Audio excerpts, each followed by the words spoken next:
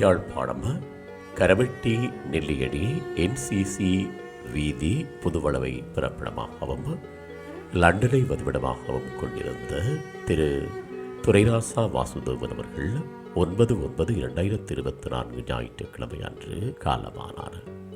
அன்னார் துரைராசா காலம் சென்ற நீலாவதி தம்பதியினரின் ஏக புதல்வரும் தயாநிதி அவர்களின் அன்பு கணவரும் ஐங்கரன் விதுசன் நிகிதன் ஆகியோரின் அன்பு தந்தையும் வாசுகி நித்தியானந்தன் காலம் சென்ற ரோகிணி ஆகியோரின் அன்பு சகோதரரும் நித்தியானந்தன் அவர்களின் அன்பு மைத்துனரும் சாமந்தி அவர்களின் மாமனாரும் செல்வன் ஜோதி பாலசிங்கம் ருத்ராவதி சிவநாதன் ஆகியோரது பெறாமகனும் ஆவார்.